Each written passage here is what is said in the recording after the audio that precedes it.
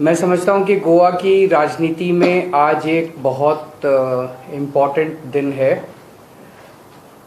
गोवा की पॉलिटिक्स में सबसे ज़्यादा दो प्रॉब्लम्स हैं। एक तो करप्शन बहुत ज़्यादा है।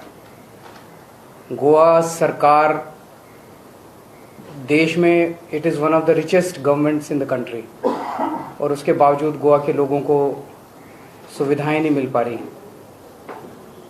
उसके बावजूद लोगों की ढेर सारी प्रॉब्लम्स हैं क्योंकि सारा पैसा चोरी हो जाता है।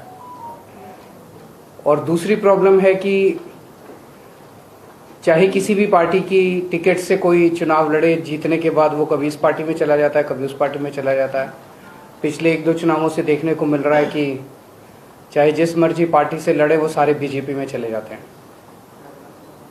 ये एक तरह से चीटिंग है वोटर्स के साथ, जिसके नाम पे आप वोट लेके आते हो और लोग भरोसा दिखाते हैं कि हम इस पार्टी को वोट दे रहे हैं। आप एक तरह से अपने लोगों की वोट बेच देते हो।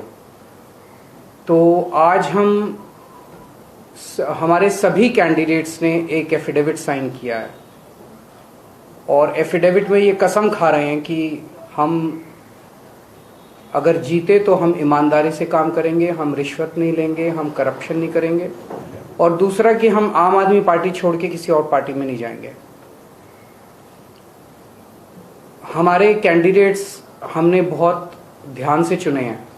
एक कैंडिडेट को हमने देखा है कि वो साफ इमेज वाला है, अच्छा कैंडिडेट है, ईमानदार कैंडिडेट है। हमने अपने सभी कैंडिडेट्स को अच्छे से चुना है। तो सभी ईमानदार कैंडिडेट्स हैं, अच्छे कैंडिडेट्स हैं। फिर इस एफिडेविट की क्यों ज़रूरत पड़ी? इस एफिडेविट की ज़रूरत है कि you should not just be honest but you should also seen to be honest.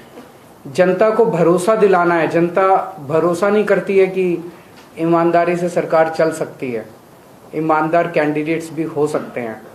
तो जनता को भरोसा दिलाना है। ये एफिडेविट आज साइन करके आप सब लोगों के सामने ये एफिडेविट्स दिखाएंगे अभी, और इसकी कॉपीज हम हर कैंडिडेट अपनी अपनी कंस्टिट्यूएंसी में हर घर के अंदर इसकी फोटोकॉपी भिजवाएगा। वो एक तरह से हम ये कह रहे हैं कि अगर मैं बेईमानी करूं या अपनी पार्टी बदलूं तो आप मेरे ऊपर केस कर सकते हो। ब्रीच ऑफ ट्रस्ट का, झूठा एफिडेविट साइन करने का, कई सारे केसेस बनेंगे फिर। तो एक तरह से हम अपने हाथ काट के जनता को दे रहे हैं, जनता को ताकत दे रहे हैं। तो मैं अब अमित जी से रिक्वेस्ट करूंगा, अमित जी ये एक लाइन पढ़ेंगे, वो सबको ये आप सबके सामने शपथ दिलवाएंगे। ये जो भी एफिडेविट में लिखा है वो सब लोग शपथ लेंगे, और उसके बाद इसकी फोटोकॉपीज जो हैं रेस्पेक्टिव कंस्टिट्यूएंसीज में बांटी जाएंगी। Over to Amit. बोल दो सब लोग।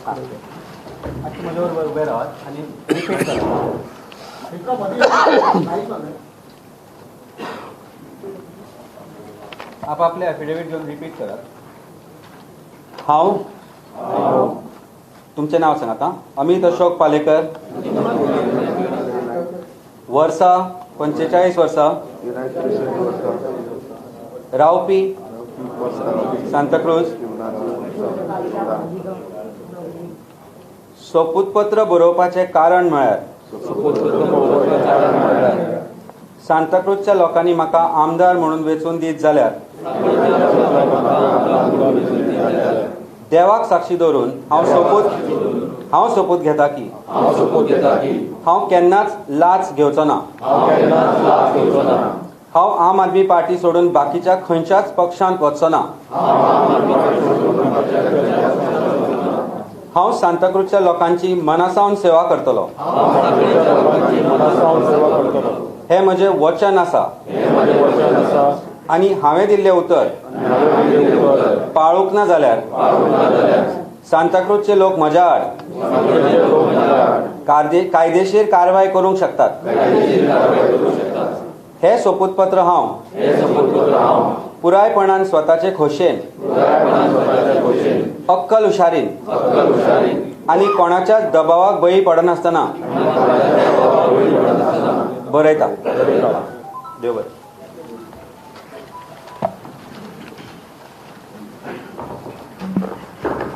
अभी सबने ये शपथ ली, ओथ ली कि हम ईमानदारी से काम करेंगे और अपनी पार्टी छोड़ के किसी पार्टी में नहीं जाएंगे। अब ये कॉपीज़ जो है हम हर कैंडिडेट अपने अपने कंस्टिट्यूंसी में बांटेंगे। अगर कोई क्वेश्चंस हैं तो आप बताइए। इसका लीगल क्या है? सर्टिफिकेट का आप बताएं कि सर्टिफिकेट का कितना वैल्यू? ये एफिडेविट इन राइटिंग है, जैसे सर ने कहा है कि फर्स्ट ऑफ ऑल मैं कहना चाहूंगा कि जो एंटी डिफेक्शन लॉज है इंडिया में बहुत स्ट्रांग होने की जरूरत है, खास करके गोवा के लिए, क्योंकि गोवा की जनता जानती है कि जिस तरीके से डिफेक्शन होते आ रहे गोवा में बहुत बुरा है। अगर आपको लगता है कि आपको डेवलपमेंट करने की जरूरत है, इसीलिए आप पार्टी बदलते हैं, तो मुझे लगता है कि हर कैंडिडेट को वापस अपने लोगों के पास जाना चाहिए, वापस इलेक्शन में खड़ा होना चाहिए। इस कैंडिडेट इस एफिडेविट का वैल्यू ये है कि ये ब्रीच ऑफ ट्रस्ट कहलाया जाएगा अगर कोई इसको फॉलो नहीं करता है। एक कॉन्फिडेंस बिल्डिंग मेजर है हमारे वोटर्स में जो हमारे साथ जुड़ रहे हैं, उनको बताना चाहते हैं कि देखिए ये हम राइटिंग में दे रहे हैं। हमें किसी मंदिर मस्जिद में जाके या कहीं चर्च में जाके कोई भी जरूरत नहीं है कि हम शपथ ले, हम एक रिटर्न डॉक्यूमेंट दे रहे हैं लोगों को कॉन्फिडेंस बिल्डिंग के लिए। एक तो ब्रीच ऑफ ट्रस्ट होगा and false oath. Sir, I have a question. Many candidates file their affidavits at the time of filing nomination. They give their criminal background, they give their educational qualification and other details like their liabilities and assets and liabilities. Many times there are false affidavits. Is there a legal clarity in that? उसमें भी होते हैं, चुनाव वो हुए cancel हुए उनके false affidavit file करने से, केसेस चल रहे हैं। बट ऑन दिस नहीं, वो तो अब हमारा जुडिशियल सिस्टम तो जैसा भी है, but under the law you can prosecute that person. वो तो फिर एक बार आप हमें सेंटर में लेके आओ ना, तो जुडिशियल सिस्टम भी ठीक करेंगे। जब 5 साल से पहले आएगा फिर रिजल्ट। नहीं, legal clarity is there. Judicial system की प्रॉब्लेम है, जुडिशियल डिलेज की प्रॉब्लेम है। मंदिरात किंवा मस्जिदमध्ये घेतलेली शपथ आणि हे जे तुम्ही ॲफिडेव्हिट बनवून देतात ते किती महत्त्व मानतोय याला? एकदम महत्वाची गोष्ट आहे, कारण एक गोष्ट लक्षात घ्या, आम्ही लोकांकडे कशासाठी जातो? विश्वास त्यांचा असायला पाहिजे आपल्यावर, आणि तो विश्वास मला वाटतं असा आहे की we have to deal with our heart and conscience. बाकी आपण काही लिहिलं तरी एक गोष्ट अशी असते की काहीतरी कायदेशीर असायला पाहिजे। आज डॉक्युमेंट आहे, आमच्या हातात आहे, फक्त एकच पार्टी अशी आहे जी स्वतः हा डॉक्युमेंट आपल्या तऱ्हेने affidavit, a statement on oath लोकांसमोर आणते। मंदिर मस्जिद में क्यों नहीं ले रहे हो?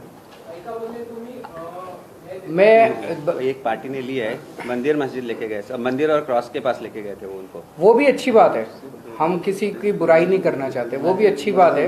मंदिर में भी लेनी चाहिए, मस्जिद में भी लेनी चाहिए, भगवान के सामने भी लेनी चाहिए, लेकिन डेमोक्रेसी में जनता भगवान है, जनता के सामने जरूर लेनी चाहिए। जनता को कैसे कॉन्फिडेंस होगा कि इन्होंने मंदिर में जाके आंख बंद करके हाथ जोड़ के क्या बोला था, पता नहीं। हम तो अभी सारे टीवी कैमरास के सामने, सारे टीवी चैनल्स में लाइव चल रहा है, सबके सामने शपथ ली है।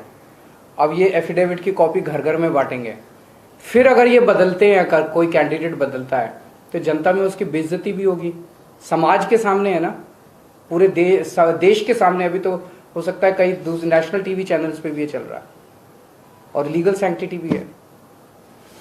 सर, आप एक बहुत ईमानदार आदमी हैं और ईमानदारी से दिल्ली में गवर्नमेंट चला रहे हैं। Thank you. आपका देखा है, लेकिन यहाँ पर उसी तरीके से आप जैसा कोई आदमी है क्या? ये है ना, सारे ढूंढ के आप गोवा के 18 लाख लोगों में से हम ढूंढ के हीरे लेके आए हैं आपके लिए। आप भरोसा कीजिए, आपने 25 साल कांग्रेस पे भरोसा किया, उन्होंने 25 साल राज किया, आपने 25 साल उनको मौका दिया। आपने 15 साल बीजेपी पे भरोसा किया, 5 साल हमें करके मौका देके देखिए। अगर हम बेईमानी करते हैं, अगर हम ठीक नहीं करते हैं, मैं अगली बार इनके लिए वोट मांगने नहीं आऊंगा गोवा में।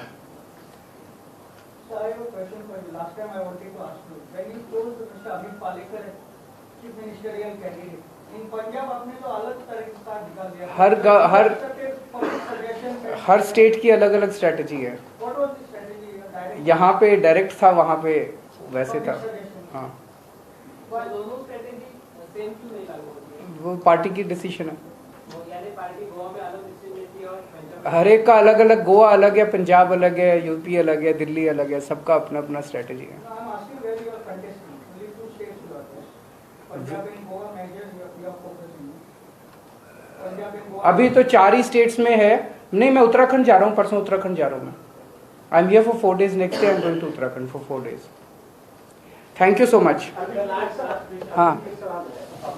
हम लोगों को पता लगा है कि कांग्रेस आपका वोट काट रही है या आप कांग्रेस का काट रहे हैं, मैं ऐसा नहीं बोला। हम गोवा के सभी ईमानदार वोट ले रहे हैं। जो लोग बीजेपी से परेशान हैं, आज ये सरकार, बीजेपी की सरकार घोटालों की सरकार है, स्कैम्स की सरकार है। उस दिन मैंने बताया था इनके मंत्रिमंडल में एक एक हीरे बैठे हैं। किसी ने लेबर स्कैम किया है, किसी ने गार्बेज स्कैम किया है, किसी ने जॉब स्कैम किया है, किसी ने, उन्होंने जनता के लिए कोई काम किया क्या? आज गोवा के अंदर अगर आप ईमानदार गवर्नमेंट चाहते हो, मैं समझ रहा हूं जब मैं ईमानदार गवर्नमेंट बोलता हूं तो लोगों को लगता है क्या बात कर रहा है, कभी ईमानदार गवर्नमेंट हो सकती है क्या? देखी नहीं ना कभी। दिल्ली में भी ऐसे ही लगता था, आप लोगों ने देखा पहली बार। तो गोवा के अंदर अगर आपको ईमानदार गवर्नमेंट चाहिए, आम आदमी party is the only option. And secondly, आज 2 ही ऑप्शंस हैं गोवा के अंदर, आम आदमी पार्टी और बीजेपी। अगर आप आम आदमी पार्टी को वोट नहीं देते तो किसी भी पार्टी को वोट दोगे, वो एमएलए अंत पंत में तो बीजेपी में ही जाएगा, या तो बाहर से सपोर्ट करेगा या अंदर जाएगा। हमने देख लिया, कांग्रेस को वोट करोगे कांग्रेस वाला बीजेपी में जाएगा, एमजीपी को वोट करोगे वो बीजेपी में जाएगा, जिसको मर्जी वोट करोगे वो बीजेपी में जाएगा। और इस बार तो इन्होंने बीजेपी वालों ने एक और शातिर तरीका अपनाया। चुनाव के पहले ही अपने कई सारे कैंडिडेट्स को कांग्रेस में शामिल करा दिया। अब वो कांग्रेस के टिकट से लड़ रहे हैं ताकि उनको कैथोलिक वोट मिल जाए, ताकि उनको सालसेट एरिया के अंदर, फिर वो जैसे चुनाव में जो भी जीतेगा वो बीजेपी में चला जाएगा। तो आज 2 ही ऑप्शंस हैं, या तो एक ईमानदार सरकार बनाएं आम आदमी पार्टी को वोट देके, या बीजेपी को वोट दें डायरेक्टली और इनडायरेक्टली। सर, आप बता रहे हैं कि 2 ही ऑप्शंस हैं, बट एक्चुअली तृणमूल कांग्रेस भी रेस पे है, तो उसके बारे में क्या कहेंगे? उसका तो कोई, मुझे नहीं लगता उनको कोई वोट मिलेगा। दिल्ली गवर्नमेंट जो डेवलपमेंट का रोल मॉडल दाखला हर जगह देते हैं, तो गोवा में वो दाखला नहीं चला क्या? आपके जो कैंडिडेट है उनका ईनामदार है, उनके साथ एफिडेविट करना पड़ रहा है। नहीं, गोवा की राजनीति ऐसी है, गोवा की पॉलिटिक्स ऐसी है कि गोवा के अंदर लोग जीतने के बाद दूसरी पार्टियों में मास स्केल पे चले जाते हैं। I think it must have been a world record, Guinness book में आना चाहिए कि किसी पार्टी के 17 एमएलए में से 15 एमएलए उठ के दूसरी पार्टी में चले गए। तो दिल्ली में ऐसे नहीं होता। सो जहां की जैसी पॉलिटिक्स है उसी हिसाब से रिस्पॉन्स भी तो होगा ना। Thank you. Last question. Amit Shah ने कहा था कि आम आदमी पार्टी कुछ भी वादे करती है क्योंकि उन्हें पता है कि वो चुनके नहीं आएंगे। अमित शाह जी को he will be in for a surprise जिस दिन नतीजे आएंगे। एक और मैं कहना चाहता हूँ, उस दिन मैंने ये भी देखा था, अमित शाह जी ने कहा था कि ये लोग आते हैं और free free free free free free करते रहते हैं, ऐसे कुछ बोला था ना उन्होंने, फ्री फ्री। उन्होंने कहा कि, मैं उनको कहना चाहता हूँ अमित शाह जी मुझे ये बता दें कि उनका जो घर है दिल्ली में, उनको सरकार से कितने यूनिट बिजली फ्री मिलती है वो बता दें। अमित शाह को बिजली फ्री मिले तो तकलीफ नहीं है, जनता को 300 यूनिट बिजली फ्री मिले तो अमित शाह को मिर्ची लगती है, ये तो गलत है। और ये पैसा किसका है? जनता का पैसा है। जनता के पैसे से अमित शाह को फ्री बिजली मिलनी चाहिए, लेकिन जनता के पैसे से जनता को फ्री बिजली नहीं मिलनी चाहिए। ये कौन सा लॉजिक है? Thank you. नहीं, अभी बताते हैं, अगर होगा तो बताएंगे आपको। थैंक यू सर, एक फोटोग्राफ कर लीजिए। एक फोटोग्राफ ले लेते हैं सब लोग अपना एफिडेविट।